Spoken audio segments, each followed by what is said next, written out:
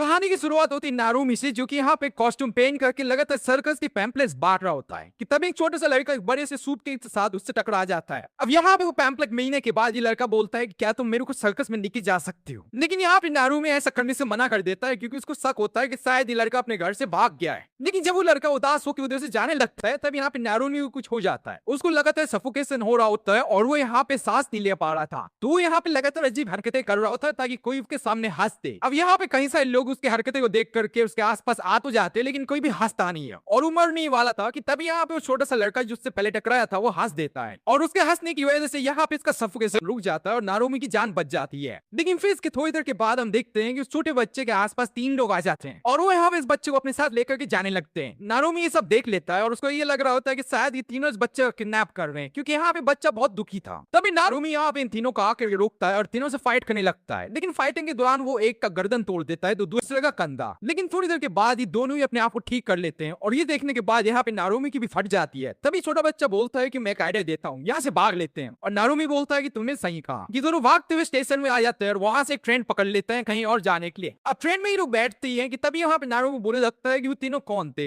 लेकिन यहाँ पे छोटा बच्चा बोल रहा होता है कि मेरी वजह से तुम भी मुसीबत में पड़ गए हो। लेकिन यहाँ पे नारुमी इससे पहले कोई और सवाल पूछ पाता उसको एक और अटैक आ जाता है और वो फिर से सांस नहीं ले पा रहा था। वो छोटे बच्चे को बोलता है कि तुम्हें हंसना होगा, लेकिन यहाँ पे तो लड़का लगातार रो रहा था। तब नारुमी उसे धमकी देता है कि अगर तुम नहीं हंसे तो मैं तुम्हें यहीं पे मार दूंगा। तब यहाँ पे छोटे बच्चे को हंसना ही होता है। नारुमी यहाँ पे ठीक हो जाता है। ठीक हो जाने के बाद नारुमी अपना नाम बताता है और पूछने लगता है कि वो तीनों कौन थे जो तुम्हारे पीछे पड़े हुए थे। फिर यहाँ पे लड़का बोलता है कि मेरा नाम है मासूरू सेगा और जब से मेरे डैड मर गए हैं तब से वो तीनों मेरा पीछा कर रहे हैं। तुमने सेगा ग्रुप का नाम तो सुना ही होगा ना, जो कि यहाँ की सबसे बड़ी IT कंपनी है। मेरे डैड उसके CEO थे और उनके मरने के बाद से वो तीनों लगातार मेरा पीछा कर रहे हैं। तब नारुमी बोलता है कि मैंने सही समझा था, तुम एक बहुत ही अमीर फैमिली से बिलोंग करते हो और ऊपर से मेरे को ऐसा लग रहा है कि क्योंकि तुम्हारे डैड अब मर गए हैं तो वो तीनों तुम्हारे पीछे हैं ताकि उनको प्रॉपर्टी का हिस्सा मिल जाए। अब देखो मुझे पूछना तो नहीं चाहिए, लेकिन मैं पूछना चाहता हूँ कि तुम्हारे डैड मरे कैसे थे। मासूरू यहाँ पे बताने लगता है कि पुलिस वालों ने हमें बताया था कि मेरे डैड का कार एक्सीडेंट में मौत हो गया था। ऊपर से सबसे अजीब बात ये थी कि मेरे डैड के कार में एक पपेट था जो कि उस कार के टायर में फंस गया था। फिर इसके बाद वो अपने दादाजी के बारे में बताने लगता है और बोल रहा था कि मैं जब भी अपने दादाजी से मिला करता था तो मैं देखता था कि उनके रूम में चारों तरफ केवल पपेट्स हैं। इसके अलावा वो ये बात भी हमें बताते थे कि सेगा फैमिली में हर किसी के पास एक ऐसा रूम होता है और ऊपर से सेगा फैमिली का हर एक मेंबर पपेट को बनाना और पपेट को कंट्रोल करना जानता है और इसको बोला जाता है काराकुरी पपेट। इसके अलावा उन्होंने ये बात भी मेरे को बताई थी कि मेरे बड़े होने से पहले अगर मेरे डैड की मौत हो गई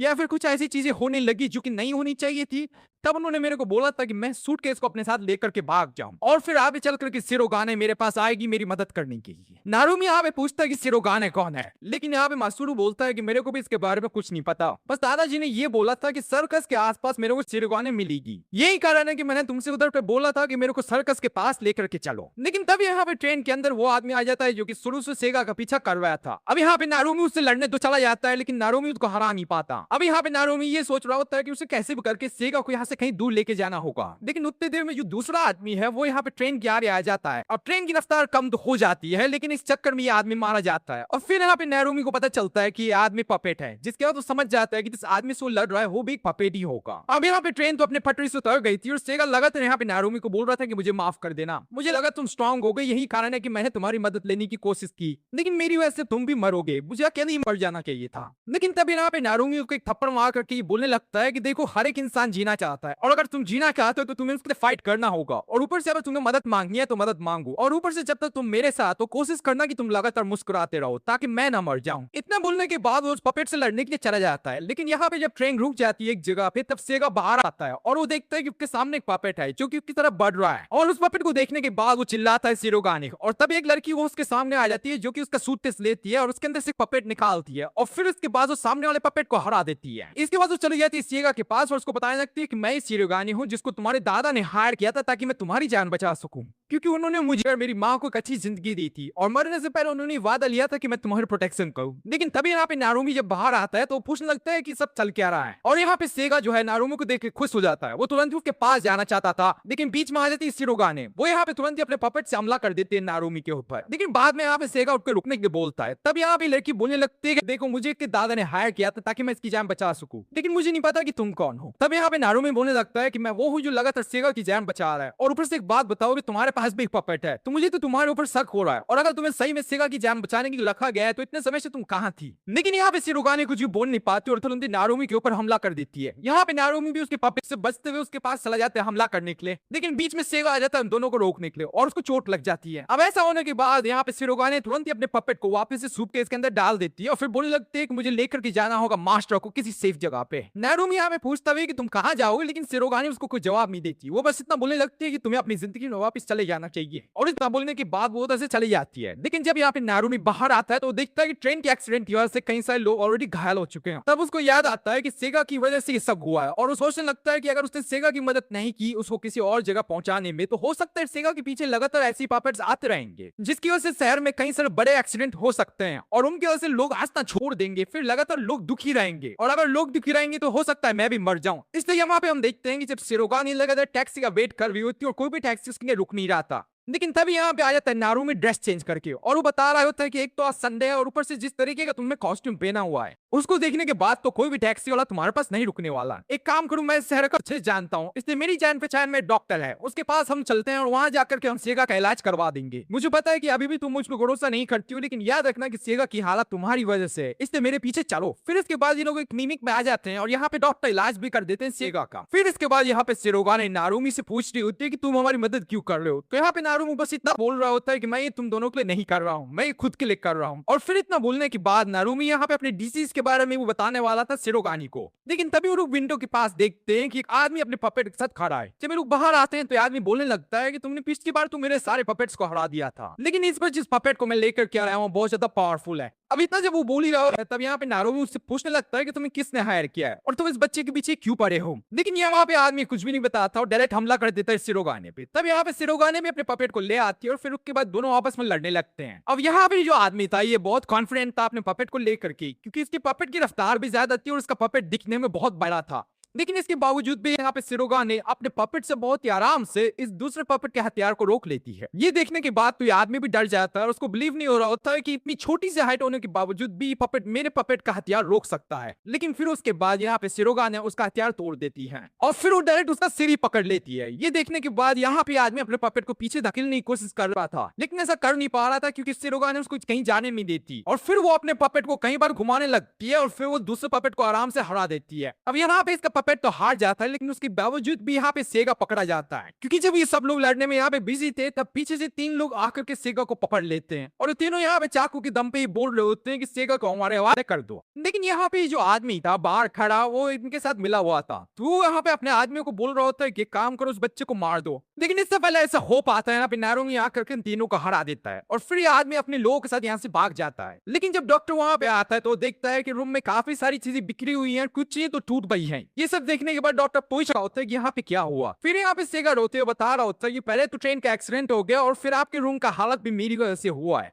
और वो बोल रहा होता है लगातार कि मेरी वजह से लगता है हर कोई मुसीबत में आ जाएगा। लेकिन फिर यहाँ पे नारुमी उसको बोल रहा होता है कि पहली बात तो ये कि रोना बंद करो, जल्दी हंसो। लेकिन यहाँ पे सेगा ये बात बोलता है कि मैं ऐसी हालत में हंस कैसे सकता हूँ, लेकिन नारुमी उसको लगातार हंसने के लिए बोल रहा होता है और बोलता है कि अगर तुम नहीं हंसोगे तो मैं मर जाऊंगा। और क्योंकि यहाँ पे नारुमी को सांस लेने में दिक्कत हो रही होती है और वो लगातार सेगा को हंसने के लिए बोल रहा होता है, तो ये चीज देखने का डॉक्टर समझ जाता है कि यहाँ पे नारुमी को स्टोन ऑफ डिसीज हो गया है। ये सुनने के बाद यहाँ पे शिरोगाने सेगा का हाथ धुलाने लगती है और बोल रही होती है कि उसके पास मत जाना, नहीं तो डिसीज तुम्हें भी हो जाएगी। लेकिन यहाँ पे डॉक्टर बताता है कि नहीं, ये डिजीज ऐसे नहीं फैलता। और फिर इतना बोलने के बाद डॉक्टर बता रहे होते हैं कि ये बेसिकली एक ऐसा डिजीज है जिसमें कि आदमी अगर किसी और आदमी को देख ले जो कि रो रहा है या फिर किसी मुसीबत में है तो उस आदमी को एंजाइटी अटैक होने लगेगा। ना केवल इतना बल्कि उसको सांस लेने में भी तकलीफ होगी। अगर वो चाहता है कि उसको सांस लेने में तकलीफ ना हो तो उसे कैसे भी करके अपने सामने वाले आदमी को हंसाना होगा। अब यहाँ पे नारुमी को सांस लेने में तकलीफ हो रही होती है, तो यहाँ पे सेगा बोलता है तुम किसी ऐसे आदमी को देख लो ना जो ऑलरेडी हंस रहा हो। लेकिन यहाँ पे नारुमी बताता है कि नहीं, ये काम नहीं करेगा, मुझे कैसे भी करके किसी इंसान को हंसाना होगा। अब इतना बोलने के बाद वो यहाँ पे इन दोनों को लगातार अजीब हरकतें करके दिखा रहा होता है ताकि ये दोनों हंस दें,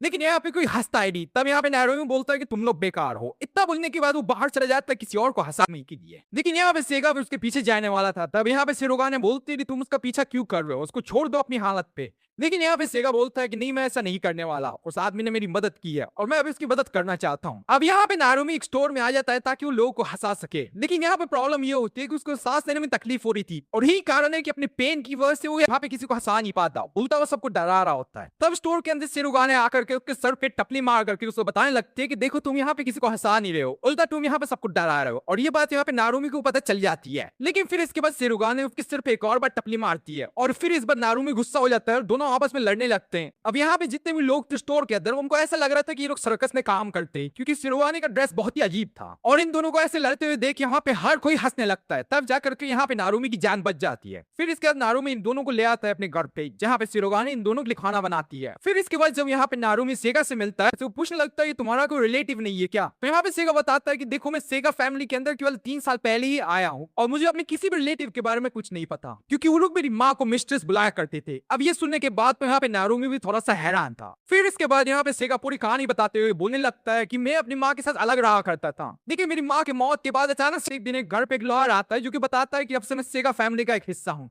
और फिर उसके बाद से ही मैं सेगा फैमिली में शामिल हो गया। मुझे कोई भी इंटरेस्ट नहीं है उनकी प्रॉपर्टी में, मुझे बस अपनी माँ के लिए एक अच्छा ग्रेव बनाना है, क्योंकि मेरी माँ के मौत के बाद मेरे पास इतने पैसे भी नहीं थे कि मैं उनके लिए एक अच्छा ग्रेव बना सकूं। अभी सुनने के बाद यहाँ पे नारुमी को रोना आ जाता है, लेकिन वो मासूरो के सामने रोना नहीं चाहता था, इसलिए वो उल्टा घूम जाता है। फिर उसके बाद जब लोग खाना खा रहे होते हैं तो वो यहाँ पे सोच रहा होता है कि मैं मासूरो को अच्छे से जानता हूँ, लेकिन मैं इस तरीके पे भरोसा नहीं कर सकता, क्योंकि दिखाती तो है कि इसको सेगा की बहुत ज्यादा फिक्र है, लेकिन फिर भी मैं इसके ऊपर भरोसा नहीं कर सकता। और ऊपर से तो मेरे को ऐसा लगता है कि सिरुगाने इसका असली नाम नहीं है। लेकिन फिर खाना खा लेने के बाद यहाँ पे नारुमी चला जाता है थोड़ी देर अपने मार्शल आर्ट्स की ट्रेनिंग करने के लिए। फिर हम देखते हैं कि यहाँ पे आ जाता है मासूरो और उससे पूछने लगता है कि तुमने कहाँ सीखा? तो नारुमी बताता है कि मैंने चाइना में सीखा था। और फिर इसके बाद नारुमी उसको एक दो ट्रिक्स करके भी दिखाता है। इसके बाद हम देखते हैं कि यहाँ पे मासूरो बोलने लगता है कि अगर मैं तुम्हारे जितना स्ट्रांग होता तो मुझे डेथ से डर नहीं लगता। लेकिन यहाँ पे नारुमी बोलता है कि देखो, मौत से हर किसी को डर लगता है। मैं भी जब उन पपेट्स और बुरे लोगों से लड़ रहा था तब डर मुझे भी लग रहा था, यहाँ तक कि जब बचपन में भी छोटा था तब मुझे बहुत ज्यादा बुली किया जाता था और मैं भी तुम्हारी तरह हर किसी से डरता था। लेकिन ये सुनने के बाद यहाँ पे मासूरो बोलने लगता है क्या सही में मैं तुम्हारी तरह स्ट्रांग बन सकता हूँ? क्योंकि अगर मैं स्ट्रांग बन गया तब जाकर के लोग मेरी सुनेंगे और यहाँ तक कि मैं हर पल हंस सकता हूँ। फिर इसके बाद नारुमी उसको अपने बचपन की कुछ फोटो दिखाने लगता है और बोल रहा होता है कि देखो, स्कूल जाते वक्त मैं रोता था, खाना खाते वक्त मैं रोता था और स्कूल के पीटी के दौरान भी मैं रोता ही रहता था, लेकिन आगे चल करके मैंने अपने आप को बदला, स्ट्रांग बनाया। तुम भी स्ट्रांग बन सकते हो और इस काम में मैं तुम्हारी मदद करूंगा, लेकिन याद रहे कि जब तक तुम मेरे साथ तो लगातार इसी तरीके से हंसते रहना ताकि मैं मर ना जाऊं। लेकिन तभी वहां पे सिरुगाने आ जाती है और यहाँ पे मासूरो को बोलती है चलो अब सोने का समय हो गया है। लेकिन यहाँ पे जब मासूरो जाने वाला था सोने के लिए तो वो नारुमी से बोलता है क्या तुम मेरे साथ तब तक रह सकते हो जब तक मैं स्ट्रांग ना बन जाऊं? और यहाँ पे नारुमी उससे वादा करता है कि हाँ, मैं तुम्हारे साथ तब तक रहूंगा। लेकिन रात में यहाँ पे नारुमी जब अकेले सो रहा होता है तब वो लगातार यही सोच रहा होता है कि मैं यहाँ पे मासूरो की हेल्प क्यों कर रहा हूँ। लेकिन दूसरी तरफ वो ये भी सोच रहा होता है कि उसे कैसे भी करके मासूरो को लगातार हंसते हुए दिखना है और वो मासूरो के बिना नहीं रहना चाहता। लेकिन रात में जब मासूरो यहाँ पे वॉशरूम में चला जाता है तब अचानक से उसके विंडो के सामने कोई आ जाता है जो कि पपेट के साथ था और वो उसको पकड़ लेता है। अब यहाँ पे सिरुगाने हाथ हो जाती है लेकिन उसको बचा नहीं पाती, क्योंकि सिरुगाने का जो पपेट है वो किसी और रूम में, इसलिए वो यहाँ पे हार जाती है। दूसरा यहाँ पे नारुमी भी आ जाता है, लेकिन तब तक दूसरा आदमी पीछे से आकर के उसके ऊपर हमला कर देता है और फिर ये दोनों ही आदमी पपेट के साथ यहाँ पे मासूरो को लेकर के बड़े से ट्रक के अंदर चले जाते हैं और वहां से भाग जाते हैं। ये दोनों लगातार उस ट्रक का पीछा कर रहे थे, लेकिन तभी हम देखते हैं कि वो आदमी इनके बीच में आ जाता है जो कि पहले इनसे लड़ा था। अब यहाँ पे सिरुगाने और नारुमी दोनों को ऐसा लग रहा होता है कि शायद इसी ने किडनैप किया मासूरो का। लेकिन फिर यहाँ भी आदमी बताने लगता है कि मेरा नाम है इरियो और दूसरी बात ये कि किडनैपर्स को ये और है, वो हमारी राइवल ग्रुप है और मेरा ग्रुप कहलाता है स्लॉटर ग्रुप, क्योंकि हम कॉन्ट्रैक्ट पे किल करते हैं। जहां तक हमें कॉन्ट्रैक्ट मिला था उसके हिसाब से हमें मासूरो का खून करना था, ना कि उसका किडनैप। लेकिन एक और टीम को हायर किया गया था जिनका काम होता है किडनैपिंग का, और उन लोगों ने मासूरो को किडनैप किया है ताकि वो मासूरो को उसके अंकल तक पहुंचा सके। और मुझे पता है कि वो लोग मासूरो को लेकर के गए हैं मैंसन में जहाँ पे उसके अंकल रहते हैं। लेकिन एक काम तुम ये कर सकते हो कि तुम दोनों मेरी मदद करो ताकि मैं तुम्हारी मदद से उसके किडनैपर ग्रुप को हरा सकूं और फिर उसके बाद तुम लोग मासूरो को वहां से ले जाना। अब इन दोनों के पास कोई चॉइस नहीं होता और इन दोनों को इसका साथ देना ही पड़ता है। फिर अगले दिन जब ये लोग जाने वाले होते हैं मासूरो की जान बचाने के लिए, तभी यहाँ पे सिरुगाने नारुमी से पूछती कि तुम उसकी मदद क्यों कर रहे हो, यानी कि तुम सेगा की मदद क्यों कर रहे हो जबकि तुम उसको जानते भी नहीं हो। लेकिन फिर यहाँ पे नारुमी बोलने लगता है कि तुम्हें इरियो के ऊपर ट्रस्ट है क्या? वैसे भी छोड़ दो, क्या फर्क पड़ता है, अगर मैं तुमको बताऊंगा भी कि मैं तुम्हारी मदद क्यों कर रहा हूँ तब भी तुम्हें बिलीव नहीं होगा। इससे अच्छा काम करते हैं कि अभी फिलहाल के हम मासूरो की जान बचाने चलते हैं। लेकिन यहाँ पे जब मासूरो की आंख खुलती है तो देखता है अपने सामने एक बूढ़े आदमी को। यह आदमी बता रहा होता है कि मैं तुम्हारा अंकल हूँ, यानी कि तुम्हारे फादर का भाई हूँ और ऊपर से तुम्हारे फादर ने मरने से पहले मुझे ये बोला था कि अगर उन्हें कुछ भी हो जाता है तो उसके बाद उनके बेटे का ध्यान मैं ही रखूंगा। यही कारण है कि मैं तुम्हें बुरे लोगों से किडनैप करवा के अपने पास ले आया हूँ। लेकिन फिर यार मसूरू ये सोच रहा होता है कि नारुमी और शिरोगाने बुरे लोग नहीं है, और ऊपर से वो ये बात भी समझ जाता है कि उसके अंकल केवल उसके पैसे के पीछे हैं। यही कारण है कि वो उसको किडनैप करवा के अपने पास लेकर के आए हैं। लेकिन मैंसन के गेट के आगे हम देखते हैं कई सारे लोग जिनके हाथ में हथियार हैं, क्योंकि उन्हें पता है कि मसूरू को छुड़ाने के लिए यहाँ पे कोई ना कोई आ सकता है। और ऊपर से यहाँ पे ईजीयू भी अपने लोग सब तैयार था, लेकिन उसके बावजूद भी वो डायरेक्ट हमला नहीं करता मैंसन के ऊपर, क्योंकि उसे पता है कि मैंसन के अंदर कई सारे ट्रैप हैं, इसलिए वो वेट कर रहा था। लेकिन तभी यहाँ पे नारुमी आ जाता है अपने मोटरसाइकिल पे और वो डायरेक्ट हमला करने ही सोचता है। तब यहाँ पे शिरोगाने उसको ऐसा करने से मना भी करती है, लेकिन नारुमी बोलता है कि मैं सबके ऊपर हमला करूंगा, तब तक तुम जाना मासूरो को ढूंढने के लिए। फिर यहाँ पे लोग जैसे गेट के अंदर आ जाते हैं, तुरंत ही यहाँ पे नारुमी के ऊपर कई सारे लोग एक साथ हमला करने आ जाते हैं। लेकिन इसका कोई फायदा नहीं हो रहा था, क्योंकि यहाँ पे नारुमी हर किसी को हराते जा रहा था। लेकिन ईरियो ये सब दूर से देख रहा था और वो समझ जाता है कि उसके पास यही अच्छा मौका है, इसलिए वो भी अपनी टीम को यहाँ पे नीचे भेज देता है ताकि किडनैपर टीम को आराम से हराया जा सके। लेकिन फिर इसके बाद मैंसन का जो मेन गेट था वो बंद हो जाता है और उसके ऊपर एक लड़की आ जाती है जिसके पास एक पपेट था। वो यहाँ पे सबको बता रही होती है कि तुम इस गेट को तोड़कर अंदर नहीं आ पाओगे। लेकिन तभी यहाँ पे स्लॉटर ग्रुप का एक आदमी जिसके पास एक पपेट था वो आ जाता है गेट के पास और लगातार गेट के ऊपर हमला करवा रहा होता है, लेकिन इसका कोई फायदा नहीं होता। और तभी गेट के अंदर से दो रोलर आते हैं जो कि उसके पपेट को बीच में कुचल देते हैं। लेकिन यहाँ पे प्रॉब्लम ये होती है कि आदमी अपने ग्लव्स को उतार नहीं पा रहा था। यही कारण है कि वो सबसे मदद भी मांग रहा था कि प्लीज मेरी मदद करो, नहीं तो मैं भी मर जाऊंगा। लेकिन यहाँ पे हम देखते हैं कि नारुमी उसकी मदद करने जा भी रहा था, लेकिन यहाँ पे शिरोगाने ऐसा करने से मना कर देती है और बताने लगती है कि ये स्लॉटर ग्रुप का एक मेंबर है, यानी कि लोग मसूरू की जान लेना चाहते हैं, तो अगर ये मर भी जाता है तो अच्छा है हमारे लिए। और यही कारण है कि यहाँ पे नारुमी जा नहीं पाता और वो इंसान मर जाता है। लेकिन फिर इसके बाद यहाँ पे शिरोगाने अपने पपेट के साथ आ जाती है और वो एक ही हमले में यहाँ पे गेट को तोड़ भी देती है, जिसके बाद स्लॉटर ग्रुप के कई सारे मेंबर्स गेट के अंदर घुस तो जाते हैं, लेकिन इसका कोई फायदा नहीं होता क्योंकि उनके ऊपर बम गिर जाते हैं। और ये जो बम थे इसी लड़की ने अपने पपेट के थ्रू गिरवाए थे इनके ऊपर, और वो बोल भी रहे थे कि मैंने कहा था ना कोई भी इस गेट को पार नहीं करेगा। लेकिन यहाँ पे फिलहाल से मसूरो के अंकल लगातार उसको समझा रहे होते हैं कि देखो बेटा, कई सारे लोग हैं जो तुम्हारी जान के पीछे पड़े हुए हैं, इसलिए मैं चाहता हूँ कि मैं तुम्हें अडॉप्ट कर लूं और अपना बेटा बना लूं, क्या तुम मेरे बेटे बनोगे? लेकिन यहाँ पे मसूरो पहले से डरा हुआ था और तुरंत ही बोलता है कि मुझे वॉशरूम जाना है। लेकिन यहाँ पे अंकल बोलते हैं उसके कि मैं भी तुम्हारे पीछे आऊंगा। तब यहाँ पे मसूरो अपने अंकल को धक्का देकर के वहां से भागने लगता है और यहाँ पे लड़की अपने पपेट को लेकर के बहुत कॉन्फिडेंट थी। वो लगातार ये बोल रही होती है कि मैंने बचपन से लेकर प्रैक्टिस किए पपेट्स को कंट्रोल करने की, यही कारण है कि मैं तुम्हें आराम से हरा दूंगी। इतना बोलने के बाद वो यहाँ पे कई सारे बम्स फेंक देती है इनकी तरफ। लेकिन यहाँ पे शिरोगाने में बहुत ज्यादा तेज थी, वो अपने पपेट के जरिए हर एक बम को पकड़ लेती है और एक भी बम को नीचे गिरने नहीं देती। ये देख करके तो ये सामने वाली लड़की भी हैरान थी। फिर उसके बाद शिरोगाने सारे बम को उसी की तरफ फेंक देती है और बम फटने के बाद वो सामने वाली लड़की हार जाती है। शिरोगाने यहाँ पे जीत तो जाती है, लेकिन जीतने के बाद वो ये जरूर बोलती है कि तुम बचपन से प्रैक्टिस कर रही हो पपेट्स की और उन्हें कंट्रोल करने की, लेकिन मेरा जन्म ही हुआ है पपेट्स के साथ। और यहाँ पे फिलहाल ये अंकल लगातार ढूंढ रहा होता है मासूरो को, लेकिन यहाँ पे मासूरो कैबिनेट में जाके छुप जाता है और उस कैबिनेट में उसको एक बुक मिलती है जिसके ऊपर उसके डैड का नाम लिखा था, और उस बुक को जो वो खोलता है तो उसके अंदर उसका भी नाम लिखा था। लेकिन इधर पे नारुमी फिलहाल के लिए इरियो के ऊपर गुस्सा हो जाता है और वो पूछने लगता है कि तुम लोग हो कौन जो कि इतने बड़े पपेट्स को आराम से कंट्रोल कर पाते हो और किसी की भी जान ले लेते हो। तब यहाँ पे इरियो बताने लगता है कि हम जितने भी लोग हैं जो कि पपेट्स को कंट्रोल करना जानते हैं वो सभी एक ही क्लैन से बिलोंग करते हैं और उस क्लैन का नाम है क्यूरोगा क्लैन। और स्टार्टिंग में तो ये जो क्लैन है ये गॉड को प्रेस करने के लिए पपेट्स का डांस दिखाया करता था। अब इधर पे हम देखते हैं मासूरो को, जिसको ये बात पता चलती है कि उसको एक बेट की तरह इस्तेमाल किया जा रहा है, क्योंकि इस बुक के अंदर लिखा गया था कि हम कोरोगा क्लैन को खत्म करेंगे और उसको खत्म करने के लिए हम मासूरो का इस्तेमाल करेंगे। और इधर पे इरियो ये बात बता रहा होता है कि हमारे क्लैन के लिए जितने पपेट्स थे वो सारे सेगा फैमिली से आते थे,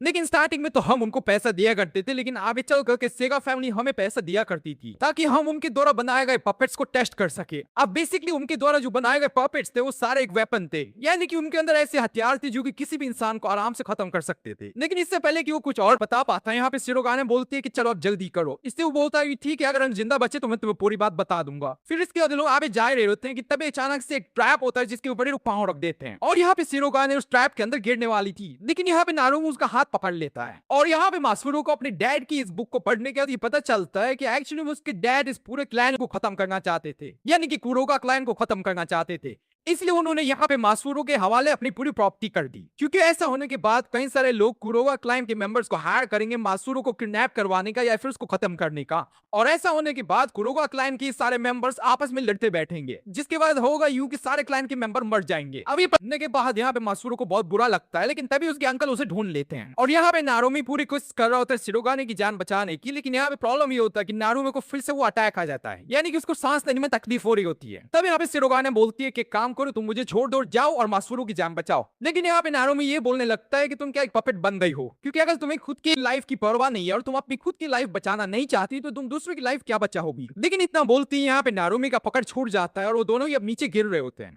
लेकिन अभी फिलहाल से इधर पे मासूरो पिट रहा होता है क्योंकि उसके अंकल लगातार उसको बोल रहे होते हैं कि तुम्हें मेरा बेटा बनना ही होगा। लेकिन यहाँ पे मासूरो इसकी मना कर देता है, इसलिए उसके अंकल लगातार उसे पीट रहे होते हैं। लेकिन तभी यहाँ पे उसके अंकल को एक कॉल आता है जिसके बाद वो मासूरो को बात बता रहे होते हैं कि जो लोग तुम्हें बचाने के लिए आ रहे थे वो लोग मर गए हैं, और अगर तुम्हें मेरी बात पे विश्वास नहीं तो मेरे साथ चलो, मैं तुम्हें उनकी डेड बॉडी दिखाता हूँ। लेकिन इधर पे हम देखते हैं कि इधर पे दोनों बच गए थे और फिलहाल के लिए यहाँ पे नारुमी बहुत ज्यादा तकलीफ में था क्योंकि इसे एक तो चोट लग गई है और ऊपर से उसको सांस लेने में तकलीफ हो रही है। लेकिन जब यहाँ पे शिरोगाने को होश आता है तो नारुमी उसको बोलने लगता है कि एक काम करो, तुम यहाँ से चले जाओ मासूरो की जान बचाने के लिए, मैं यहाँ से नहीं जा सकता क्योंकि मेरे को चोट लग गई और ऊपर से मेरे को सांस लेने में तकलीफ हो रही है।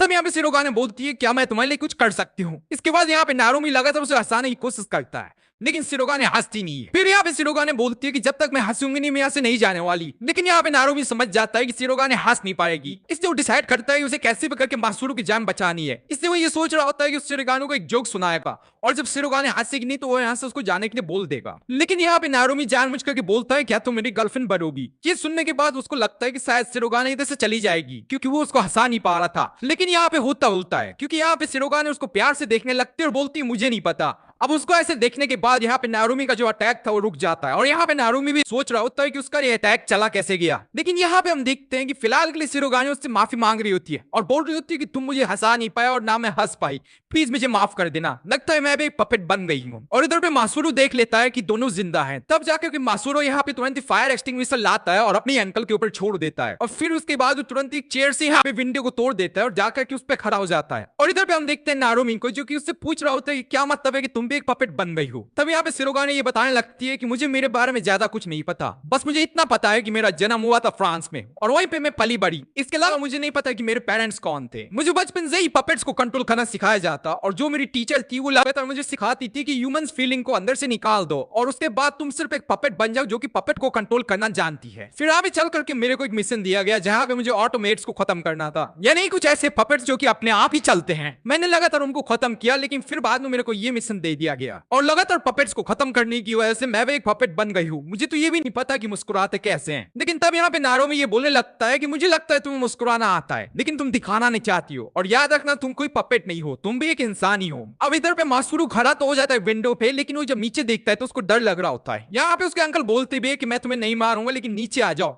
लेकिन मासूरो ऐसा नहीं करता और वो लगातार ये सोच रहा होता है कि उसे स्ट्रांग बनना होगा और स्ट्रांग बनने के लिए उसे सबसे पहले अपने फैसले खुद लेने होंगे। इसलिए यहाँ पे फिर मासूरो ये सोच रहा होता है कि अब वो लगातार नहीं रोएगा बल्कि वो भी जिंदगी में मुस्कुराना चाहता है क्योंकि मासूरो अपनी पूरी जिंदगी वैसे नहीं जी पाया जैसे जीना चाहता था। इसके अलावा वो अपनी पूरी जिंदगी ज्यादातर रोया है लेकिन अब वो डिसाइड कर लेता है कि अगर वो यहाँ से कूदने के बाद जिंदा बच गया तो उस जिंदगी भर मुस्कुराएगा और यही सोच करके वो नीचे कूद जाता है। लेकिन इधर पे कुछ ऐसे लोग भी होते हैं जो कि मैंसन के अंदर ही काफी सारे बम्स फिट कर देते हैं और यहाँ पे हम देखते हैं कि जब एक आदमी अपने पपेट के जरिए ईवीओ की जान लेने वाला था तभी हम देखते हैं कि इस आदमी के ऊपर मासूरो आकर गिर जाता है। अभी आदमी तो यहाँ पे बेहोश हो जाता है लेकिन मासूरो की यहाँ पे जान बच जाती है। फिर उसके बाद वो देखता है यहाँ पे ईवीओ को और बोलने लगता है कि तुम वही आदमी हो जो कि मेरी जान लेने वाले थे, लेकिन मैं तुम्हारे सामने एक ऑफर रखना चाहता हूँ और मैं चाहूंगा कि तुम मेरे लिए काम करो। देखो पैसे की चिंता मत करो, तुम जितना पैसा मांगोगे मैं उतना दूंगा।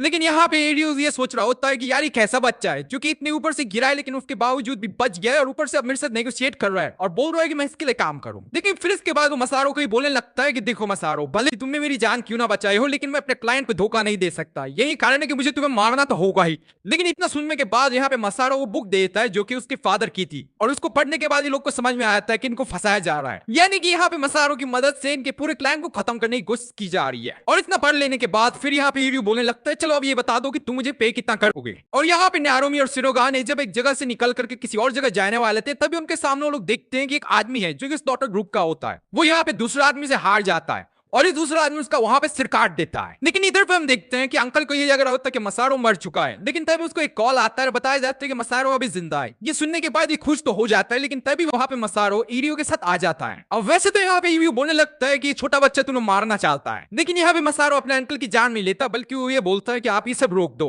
लेकिन तभी वो लोग वहां पे टीवी में देख लेते हैं कि यहाँ पे उसके जो दोनों दोस्त हैं यानी कि नारुमी और यहाँ पे शिरोगाने दोनों फंस चुके हैं और जिस आदमी ने इन दोनों को फंसा के रखा है वो यहाँ पे अपने केबल के जरिए इन दोनों दोनों के गले को लगातार धीरे धीरे कस रहा था। अब ये सारी चीजें यहाँ पे मसूरू भी देख सकता था। उल्टा यहाँ पे मसूरू की जो वॉइस है इन दोनों को सुनाई भी देती है। मसूरू लगातार बोल भी रहा होता है कि प्लीज ऐसा मत करो, यानी कि इन दोनों को तकलीफ मत पहुंचाओ। ये दोनों सुन लेते हैं मसूरू की वॉइस और इन दोनों को समझ में आ जाता है कि मसूरू इन दोनों को देख रहा है, इसलिए दोनों यहाँ पे नाटक करते हैं और ये दिखाते हैं कि इन दोनों को तकलीफ नहीं हो रही। लेकिन यहाँ पे सच्चाई मसूरू को पता होती है, इसलिए वो अपने अंकल को बोल देता है कि ठीक है, मैं तुम्हारा बेटा बनने के लिए तैयार हूँ। और ऐसा होने के बाद फिर यहाँ पे नारुमी और शिरोगाने को एक केज के अंदर बंद कर दिया जाता है। लेकिन फिर इसके बाद यहाँ पे इरियो बताने लगता है मसारो को कि देखो तुम्हारे अंकल तुमसे झूठ बोल रहे हैं, क्योंकि इन दोनों को पता है कि तुम यहाँ पे हो। इसका मतलब ये है कि तुम्हारे अंकल नहीं चाहेंगे कि और किसी को पता चले, यही कारण है कि तुम्हारे अंकल तुम दोनों को मरवा देंगे। अब यहाँ पे मसारो अपने अंकल से बात पूछता भी है तो उसके अंकल बोलते हैं कि हाँ, मुझे ऐसा करना पड़ेगा क्योंकि मैं नहीं चाहता किसी को तुम्हारे यहाँ होने का पता चले। अब ये बात सुनते यहाँ पे मसारो गुस्सा हो जाता है और तुरंत ही चला जाता है अपने अंकल की तरफ, दौड़ते हुए जाता है और फिर उनका घुटना तोड़ देता है। उसके बाद वो उनके नाक पे भी हमला करके उन्हें नीचे गिरा देता है। फिर इसके बाद वो यहाँ पे इरियो को बोलता है कि हमें जल्द से जल्द उन दोनों को ढूंढना होगा। और यहाँ पे ये दोनों को जिस केज के अंदर बंद किया गया था उधर के आसपास की लाइट चली गई थी। तो ये सब होने के बाद यहाँ पे शिरोगाने डर जाती है। तो शिरोगाने यहाँ पे बता रही होती है कि बचपन में जब मैं छोटी थी, जब भी मैं पपेट के दौरान कोई भी गलती कर दिया करती थी तो मेरे को इसी तरीके से एक रूम के अंदर बंद कर दिया जाता था जहाँ पे चारों तरफ अंधेरा होता था और वहां पे एक छोटी सी विंडो होती थी। उस विंडो के अंदर से एक हाथ निकल करके आता था जो कि मुझे पपेट के डांस दिखाता था।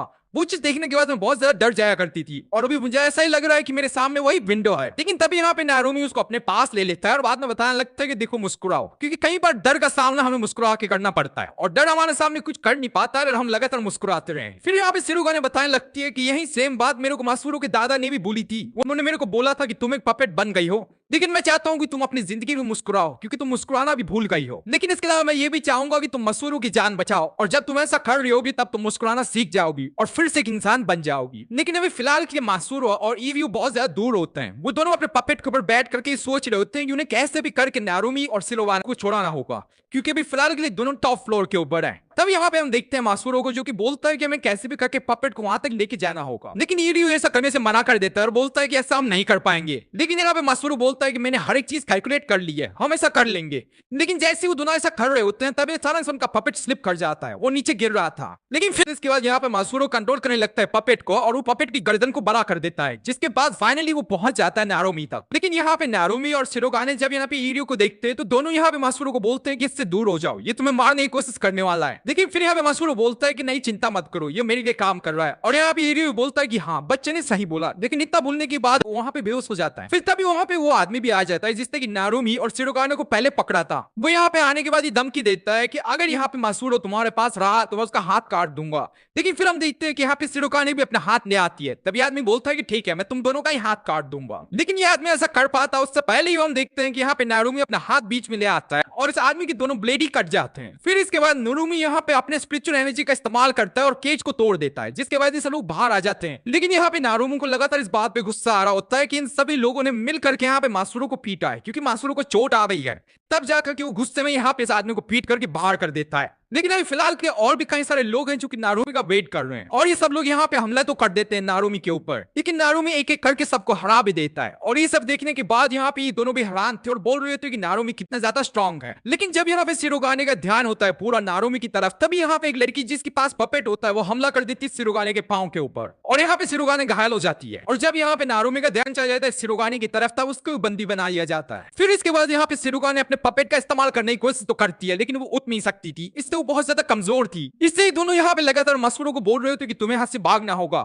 मसूरू स्टार्टिंग में तो भागता है लेकिन बाद में वो ऐसा करना बंद कर देता है और यहाँ पे शिरोगाने का जो पपेट था उसका पूरा कंट्रोल वो अपने हाथों में ले लेता है। अब यहाँ पे मसूरू बहुत ही आराम से इस पपेट को कंट्रोल तो कर पा रहा था, लेकिन यहाँ पे प्रॉब्लम ये थी कि मसूरू को ज्यादा ट्रिक्स नहीं आते थे। उसको केवल एक ही ट्रिक आता था जो कि उस शिरोगाने को करते हुए देखा था और जैसे उसको सही मौका मिलता है वो उसी ट्रिक का यहाँ पे इस्तेमाल करता है और सामने वाले पपेट को आराम से हरा देता है। लेकिन जैसे वो पपेट हारता है यहाँ पे हम देखते हैं कि बम का जो टाइमर था वो खत्म हो जाता है और तभी बम ब्लास्ट होता है और पूरा जो महल होता है वो नीचे गिर रहा होता है। अब यहाँ पे लोग भी फंस गए थे, लेकिन कैसे भी करके लोग अपने आप को बचा लेते हैं। फिर इसके बाद यहाँ पे एरियो आकर के बताने लगता है कि देखो मैंने यहाँ से लेकर के नीचे तक रस्सी बांध के रखी है, हमें कैसे भी करके इस रस्सी के सहारे नीचे जाना होगा। लेकिन फिर यहाँ पे नारुमी बोलने लगता है कि हम तुम पे ट्रस्ट कैसे कर सकते हैं, हो सकता है हम नीचे जा रहे हो और तुम रस्सी काट दो। लेकिन यहाँ पे यूरियो बोलने लगता है कि मैंने पहले ही कहा ना कि इस बच्चे ने मुझे हायर किया है, इसने मुझे अच्छे खासे पैसे दिए, इससे मैं रस्सी नहीं काटने वाला। ये लोग सबसे पहले यहाँ पे सिरोगाने को नीचे भेजने वाले थे और यहाँ पे मसूरू जिस चीज के ऊपर खड़ा था वो चीज टूट जाती है, जिसके बाद वो नीचे गिर जाता है। तब यहाँ पे सिरोगाने बोलती है कि मैं भी जाऊंगी उसकी मदद करने के लिए और मैं नीचे जाने वाली हूँ।